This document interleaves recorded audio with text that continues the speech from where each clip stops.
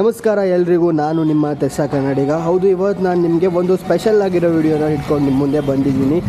ಏನಪ್ಪ ಅಂದರೆ, ಬೆಂಗಳೂರಿನಂಥ ಮಹಾನಗರಗಳಲ್ಲಿ ನಮ್ಮೆಲ್ಲರ ಕೆಲಸವನ್ನು ಸರಳ ಮಾಡಿಕೊಡೋರು ಯಾರು? Delivery boys. ಹೌದು, ನಾವು ರೆಸ್ಪೆಕ್ಟ್ ಕೊಡಲೇಬೇಕು ಅವರಿಗೆ. ಯಾಕಂದರೆ ಅವರು ಡೆಲಿವರಿ ಮಾಡುವಂಥ ಪ್ರತಿಯೊಂದು ಐಟಮ್ ಕೂಡ ನಮ್ಮ ನೀಡನ್ನು ಫುಲ್ಫಿಲ್ ಮಾಡುತ್ತೆ. ಸ್ವಿಗ್ಗಿ ಇತ್ತು, ಝೊಮ್ಯಾಟೊ ಇತ್ತು, ಪೋರ್ಟಲ್ ಇತ್ತು, ಹಾಗೆ ಕೆಲವೊಂದು ಈ ಕಾರ್ಟ್ನ ಕೆಲ ಆ್ಯಪ್ಗಳಿದ್ವು. ಬಟ್ ನಾನು ಇವತ್ತು ಈ ಪೋರ್ಟಲನ್ನು ಸೆಲೆಕ್ಟ್ ಮಾಡ್ಕೊಂಡಿದ್ದೀನಿ.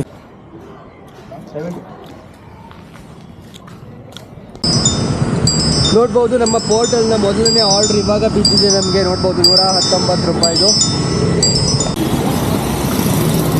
ನಮ್ಮ ಪೋರ್ಟಲ್ನ ಮೊದಲನೇ ದಿನ ನೋಡ್ಬೋದು ಐಸ್ ಕ್ಯೂಬ್ ಬಂದಿದೆ. ದೇವರ, ಇದನ್ನು ಹೆಂಗೆ ಇಟ್ಕೊಂಡು ಹೋಗೋದು?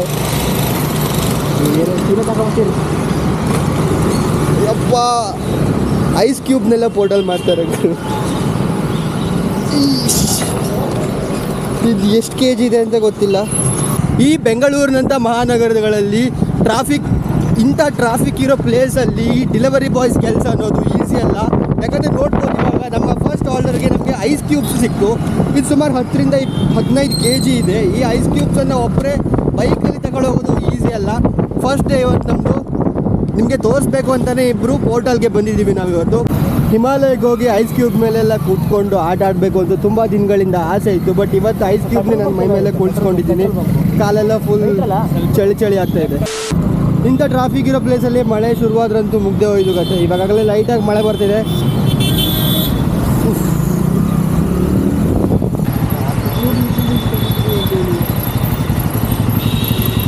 ನೋಡ್ಬೋದು ಟ್ರಾಫಿಕ್ಕನ್ನು ನೀವು ಇಲ್ಲಿ. ನಾವು ಡೆಲಿವರಿ ಬಾಯ್ಸ್ ಒಂದು 5 ಮಿನಿಟ್ಸ್ ಲೇಟಾಗಿ ಏನಾದರೂ ಒಂದು ಐಟಮ್ನ ತಂದು ಕೊಟ್ಬಿಟ್ರೆ ಎಗರೆ ಆಡ್ತೀವಿ, ಕೂಗಾಡ್ತೀವಿ. ಬಟ್ ನೋಡಿ, ಇಂಥ ಬೆಂಗಳೂರಿನಂಥ ಮಹಾನಗರದಲ್ಲಿ ಎಷ್ಟು ಕಷ್ಟ ಇರುತ್ತೆ ಅವ್ರಿಗೆ ಅನ್ನೋದನ್ನು ಇವಾಗ ನಾನು ನಿಮಗೆ ತೋರಿಸ್ತಾ ಇದ್ದೀನಿ. ಬೈಕನ್ನು ಸಂಜೆ ಹೊಡ್ಕೊಳ್ತಾ ಇದ್ದಾನೆ, ಹಾಗೆ ನಾನು ಹಿಂದ್ಗಡೆ ಕೂತ್ಕೊಂಡಿದ್ದೀನಿ ಈ ಐಸ್ ಬ್ಯಾಗನ್ನು ಇಟ್ಕೊಂಡು. ಫಸ್ಟ್ನೇ ಆರ್ಡ್ರ್ ಇನ್ನೂ ಕಂಪ್ಲೀಟ್ ಆಗಿಲ್ಲ ನಮ್ಮದು. ನಾವು ಹೊಸಬ್ರಪ್ಪ ಫೀಲ್ಡ್ಗೆ. ಯಪ್ಪ, ನೋಡ್ಬೋದು ನೀವು ಟ್ರಾಫಿಕ್ಕನ್ನು. ಎಲ್ಲ ನೋಡಿದ್ರು ಟ್ರಾಫಿಕ್ಕೆ. ನಿಮಗೆ ಬೆಳಿಗ್ಗೆ ಟೈಮಲ್ಲೇ ಇಷ್ಟೊಂದು ಟ್ರಾಫಿಕ್ ಇದೆ, ಇನ್ನು ಸಂಜೆ ಟೈಮ್ಗೆ ಬಂದರೆ ಯಾವ ರೀತಿ ಆಗುತ್ತೆ ನೋಡಿ. ನಾನು ಹೇಳ್ದೆ ಅಲ್ವಾ, ನಮ್ದಿನ್ನು ಒಂದೇ ಆರ್ಡ್ರನ್ನೇ ಇನ್ನೂ ಕೊಟ್ಟು ಆಗಿಲ್ಲ. ಅಷ್ಟೊಂದು ಟ್ರಾಫಿಕ್ ಇದೆ ಇವತ್ತು. ಇನ್ನೂ ಮಳೆ ಬಂದಿಲ್ಲ, ಮಳೆ ಬರೋಗಿಂತ ಮೊದಲೇ ಇಷ್ಟೊಂದು ಟ್ರಾಫಿಕ್ ಇದೆ.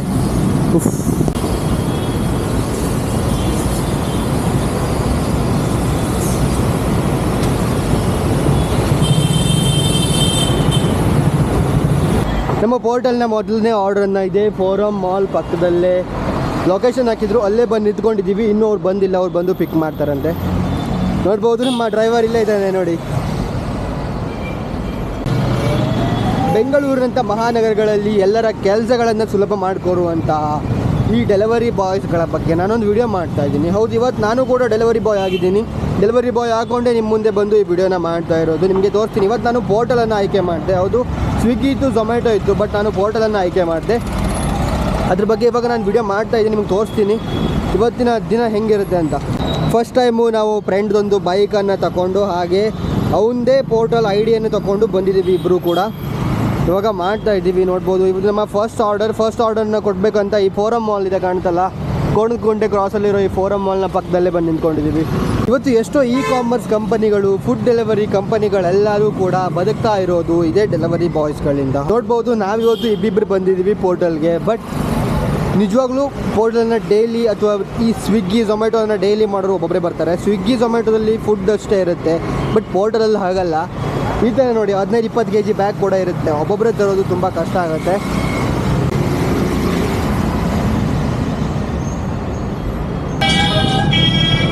ನಮ್ಮ 2ನೇ ಆರ್ಡ್ರ್ ಕೂಡ ಬಿತ್ತು ವಸಂತಪುರಕ್ಕೆ. ನೋಡ್ಬೋದು, ಇವಾಗ ನಾವು ಪಿಕಪ್ ಪಾಯಿಂಟ್ಲಿಂದ ಬರೀ 2 ಕಿಲೋಮೀಟ್ರ್ ದೂರದಲ್ಲಿದೆ. ಪಿಕಪ್ ಪಾಯಿಂಟ್ಗೆ ಹೋಗಿ ಐಟಮನ್ನು ತಗೊಂಡು ವಸಂತಪುರ ಹೋಗ್ಬೇಕು ಇವಾಗ. ಓಕೆ, ನಮ್ಮ ಸೆಕೆಂಡ್ ಆರ್ಡರನ್ನು ಪಿಕ್ ಮಾಡಬೇಕಂತ ಇಲ್ಲಿ ಬಂದಿದ್ದೀವಿ. ಅವ್ರು ಕಾಲ್ ರಿಸೀವ್ ಮಾಡ್ತಿಲ್ಲ. ಕಾಲ್ ರಿಸೀವ್ ಮಾಡಿದ್ಮೇಲೆ ತೊಗೊಂಡು ಹೋಗೋದು. ಓಕೆ, ನಾವು ವೆಯ್ಟ್ ಮಾಡ್ತಾಯಿದ್ದೀವಿ. ಅವ್ರು ಕಾಲ್ನ ಪಿಕ್ ಮಾಡ್ತಾಯಿಲ್ಲ. ತುಂಬ ಟೈಮ್ ಆಯಿತು, ಇನ್ನೂ ಕೂಡ ಕಾಲ್ನ ಪಿಕ್ ಮಾಡ್ತಾಯಿಲ್ಲ. ಬೇಜಾರಂದರೆ ಇದೆ ನೋಡಿ. ಒಬ್ಬ ಡೆಲಿವರಿ ಬಾಯ್ಸ್ ಬಂದಿರ್ತಾನೆ ಅವ್ರ ಮನೆ ಮುಂದೆ, ಅವರು ಹೇಳಿದಂಥ ಒಂದು ಕೆಲಸಕ್ಕೋಸ್ಕರ ಬಂದಿರ್ತಾನೆ. ಬಟ್ ಈ ಥರ ರೆಸ್ಪಾನ್ಸೇ ಮಾಡಿಲ್ಲ ಅಂದರೆ ಬ್ಯುಸಿ ಬರ್ತಾಯಿದೆ. ಅವ್ರಿಗೆ ಎಷ್ಟು ಕಾಲ್ ಮಾಡಿದ್ರು ಕಾಲ್ ರಿಸೀವ್ ಮಾಡ್ತಾಯಿಲ್ಲ.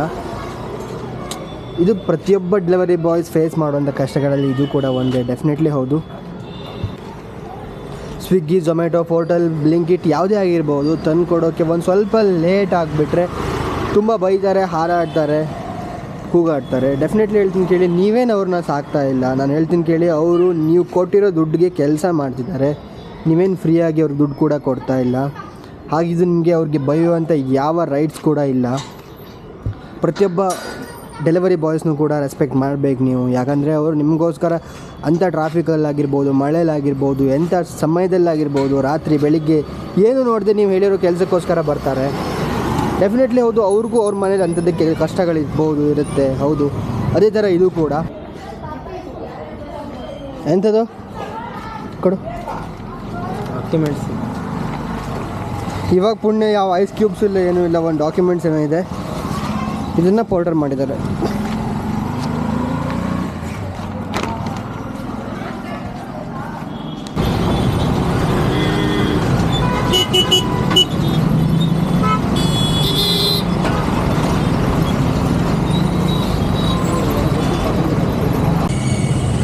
ಓಕೆ, ನಾವು ಇನ್ನೊಂದು ಆರ್ಡ್ರನ್ನ ಕೊಡಲಿಕ್ಕೆ ವಿಜಯನಗರ ಬಂದಿದ್ವಿ. ಇದು ಮೈಸೂರು ರೋಡ್.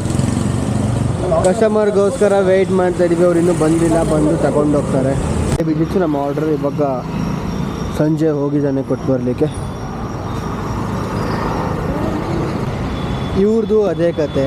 ಲೊಕೇಶನ್ ಒಂದು ಕಡೆ ಹಾಕಿದ್ದಾರೆ, ಅವ್ರು ಒಂದು ಕಡೆ ಹೋಗಿ ಕೂತ್ಕೊಂಡಿದ್ದಾರೆ. ಅವನಲ್ಲೆಲ್ಲೂ ಹೋಗಿದ್ದಾನೆ ಕೊಟ್ಟು ಬರಲಿಕ್ಕೆ. ಇದೇ ಬೇಜಾರು ನೋಡಿ, ಎಷ್ಟು ಕಷ್ಟ ಇರುತ್ತೆ ಅಂತ. ಓಕೆ, ನಮ್ಮ 4ನೇ ಆರ್ಡ್ರನ್ನು ತೆಗೆದುಕೊಂಡು ಬರೋಕ್ಕೆ ಹೋಗ್ತಿದ್ದೀವಿ. ಈಗ ನಾವು ದೀಪಾಂಜಲಿ ನಗರ ಹತ್ತಿರ ಇದ್ದೀವಿ.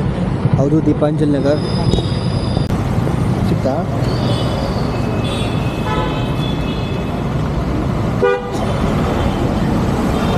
ಇದು ನೋಡಿ, ಇದೇ ನಮ್ಮ 4ನೇ ಆರ್ಡರ್.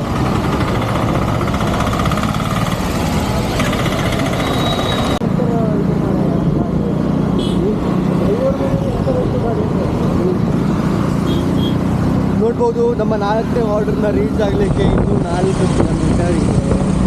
4 ಕಿಲೋಮೀಟರ್ ಹೋದ್ಮೇಲೆ ನಿಮಗೆ ತೋರಿಸ್ತೀನಿ ಅಲ್ಲಿನ ಪರಿಸ್ಥಿತಿ ಏನು ಅಂತ. ಟೈಮ್ ಬಂದು 2:30 ಆಯಿತು. 10:30 ನಾವು ಸ್ಟಾರ್ಟ್ ಮಾಡಿದ್ವಿ. ಇವಾಗ 2:30 ಆಲ್ರೆಡಿ ಆಗೋಯಿತು. ಇನ್ನೊಂದು ಸ್ವಲ್ಪ ಹೊತ್ತು ಮಾಡ್ತೀವಿ, ಆಮೇಲೆ ಮನೆಗೆ ಹೋಗ್ತೀವಿ. ಹೇಳ್ತೀನಿ ಎಷ್ಟು ಅರ್ನಿಂಗ್ ಮಾಡ್ತೀವಿ ನಾವು ಈ ಟೈಮಲ್ಲಿ ಅಂತ. ಫೈನಲ್ ಲೊಕೇಶನ್ ರೀಚ್ ಆದ್ವಿ. ಸಂಜಯ್ ಕೊಡಲಿಕ್ಕೆ ಹೋದ ಆರ್ಡ್ರನ್ನು ಹಾಗೆ ಆರ್ಡ್ರ್ ಕೊಟ್ಟು ಬಂದು ಊಟ ಮಾಡಿ ಆಮೇಲೆ ಹೋಗೋದೆ ಮನೆಗೆ. ಓಕೆ, 10:30 ಸುಮಾರು 2 ಗಂಟೆ ತನಕ ಹತ್ತಿರ 4 ಡೆಲಿವರಿಯನ್ನು ಕೊಟ್ವಿ. ಅಂದರೆ 4 ಆರ್ಡ್ರ್ ಇತ್ತು, ಅದನ್ನು ಡೆಲಿವರ್ ಮಾಡಿದ್ವಿ. ಹತ್ತಿರ 550ರಿಂದ 560 ರೂಪಾಯಿಯನ್ನು ದುಡಿದ್ವಿ ಇವತ್ತು. ಅಂದರೆ 10:30 2 ಗಂಟೆವರೆಗೂ. ಅದರಲ್ಲಿ 20% ಕಮಿಷನ್ ಇರುತ್ತೆ. ಅಂದರೆ ಈ ಹೋಟೆಲ್ ಆ್ಯಪ್ಗೆ 20% ಕಮಿಷನನ್ನು ಕೊಡಬೇಕು. ಅದನ್ನು ಬಿಟ್ಟು ಪೆಟ್ರೋಲ್ ಖರ್ಚು ಅದನ್ನೆಲ್ಲ ಬಿಟ್ಟರೆ ನಮಗೆ ಒಂದು ಸ್ವಲ್ಪ ಉಳಿಯುತ್ತೆ. ಓಕೆ, ನಾನು ಈ ವಿಡಿಯೋ ಮೂಲಕ ನಿಮ್ಮ ಹತ್ರ ಕೇಳ್ಕೊಳ್ಳೋದೇನೆಂದರೆ, ಪ್ರತಿಯೊಂದು ಡೆಲಿವರಿ ಬಾಯ್ಸನ್ನು ಕೂಡ ರೆಸ್ಪೆಕ್ಟಿಂದ ನೋಡಿ. ಅವ್ರು ಮಾಡ್ತಿರೋ ಕೆಲಸ ಚೀಪ್ ಅದು ಇದು ಅಂತ ಯಾವತ್ತೂ ನೋಡೋಕೆ ಹೋಗಲೇಬೇಡಿ. ಅವರು ಕೂಡ ನಿಮ್ಮ ಥರನೇ ಮನುಷ್ಯರೇ. ಅವ್ರನ್ನ ಒಬ್ಬ ಮನುಷ್ಯರಾಗಿ ನೋಡಿ, ಹಾಗೆ ಅವ್ರನ್ನ ರೆಸ್ಪೆಕ್ಟ್ ಕೂಡ ಮಾಡಿ. ಅವ್ರು ನಿಮ್ಮ ಹತ್ರ ಏನೂ ಕೇಳಲ್ಲ, ನಿಮ್ಮ ಕೆಲಸನ ಅವ್ರು ಮಾಡ್ಕೊಂಡಿರ್ತಾರೆ. ಅದಕ್ಕೆ ನೀವು ಸ್ವಲ್ಪ ರೆಸ್ಪೆಕ್ಟ್ ಕೊಟ್ಟು ಮಾತಾಡಿಸಿ ನೋಡಿ. ಒಂದು ಸ್ವಲ್ಪ ಲೇಟ್ ಆದರೆ, ಒಂದು ಸ್ವಲ್ಪ ಹೆಚ್ಚು ಕಮ್ಮಿ ಆದರೆ ಅದನ್ನು ಅಡ್ಜಸ್ಟ್ ಮಾಡ್ಕೊಳ್ಳಿ ಅಂತ ಕೇಳ್ಕೊಳ್ತಾ ನಾನು ಈ ವಿಡಿಯೋನ ಮುಗಿಸ್ತಿದ್ದೀನಿ. ಅಲ್ಲಿವರೆಗೂ ಏನಾದರೂ ನೀವು ನಮ್ಮ ಚಾನಲ್ನ ಸಬ್ಸ್ಕ್ರೈಬ್ ಮಾಡಿಲ್ಲ ಅಂತ ಸಬ್ಸ್ಕ್ರೈಬ್ ಮಾಡಿ. ಹಾಗೆ ಮುಂದಿನ ವಿಡಿಯೋಗಳ ನೋಟಿಫಿಕೇಷನ್ಗೆ ಬೆಲ್ ಐಕನ್ನ ಕ್ಲಿಕ್ ಮಾಡೋದಂತೂ ಮರಿಲೇಬೇಡಿ. ಜೈ ಹಿಂದ್, ಜೈ ಕರ್ನಾಟಕ ಮಾತೆ.